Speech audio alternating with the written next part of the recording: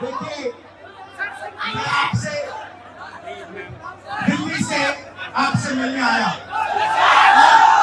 और मेरा लक्ष्य सिर्फ ये था कि मैं आपसे बात करूं, थोड़ा पिक्चर चाहिए, मैं आपसे बात करूं जो मेरे दिल में है मैं आपको कह दूं और जो आपके दिल में है वो आप मुझे कह दो। मगर प्रशासन ने मुझे पूरी तरह रोकने की कोशिश की, बैरियर लगाया और मैं पीछे के रास्ते से आपके यहाँ आ गया। देखिए, दलित, पिछड़ा वर्ग, अति पिछड़ा वर्ग, आदिवासी वर्ग, आपके खिलाफ इस देश में 24 घंटा अत्याचार होता है, आपको दबाया जाता है, आपको शिक्षा के सिस्टम में रोका जाता है, आपके खिलाफ पेपर लीक किया जाता है और आपके करियर को रोकने के लिए, खत्म करने के लिए किया जाता है। हमने 3 मांगे की है। सबसे पहले जाति जनगणना, सही तरीके का जाति जनगणना जो हमने तेलंगाना में किया। दूसरी बात, कानून, हिंदुस्तान का कानून है कि प्राइवेट कॉलेजेस और यूनिवर्सिटीज में आरक्षण होना चाहिए और ना नरेंद्र मोदी ना बिहार की सरकार उस कानून को लागू कर रही है।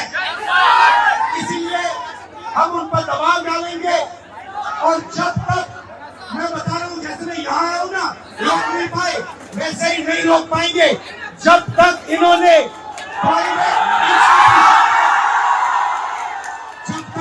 प्राइवेट इंस्टीट्यूशन में रिजर्वेशन नहीं किया तब तक हम आगे बढ़ेंगे।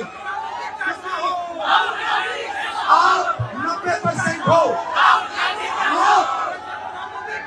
अपनी समझो, आपको भटकाकर, डराकर, दबाकर, आपके ध्यान के कोई इधर उधर करके आपको रोका जाता है। इस देश में आपके लिए कोई जगह नहीं है। 90% के लिए इस देश में कोई रास्ता नहीं है। एजुकेशन सिस्टम के मालिकों को देखो, मेडिकल सिस्टम के मालिकों को देखो, आपके लोग कितने जीरो, मगर मनरेगा की लिस्ट निकालो, आपके लोगों से भरी हुई है। मजदूरों की लिस्ट निकालो, आपके लोगों से भरी हुई है। सारे के सारे कॉन्ट्रैक्ट, सारा का सारा धन 5-10% के हाथ में जाता है और 3 मांगे हैं। पहली मांग जाति जनगणना, दूसरी मांग प्राइवेट इंस्टीट्यूशन में, प्राइवेट स्कूल और कॉलेजेस में रिजर्वेशन, अति पिछड़ा का, ओबीसी का, दलित का, आदिवासी का।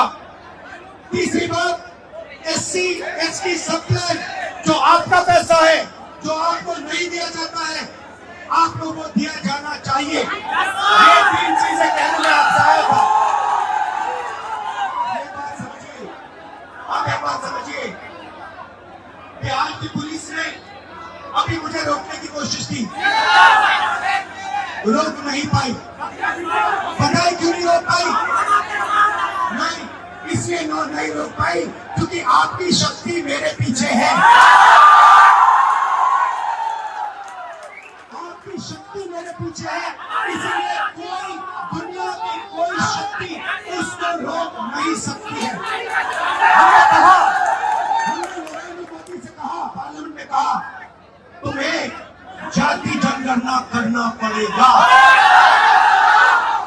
हमने उससे कहा कि तुम्हें संविधान को यहाँ माथे पर लगाना पड़ेगा।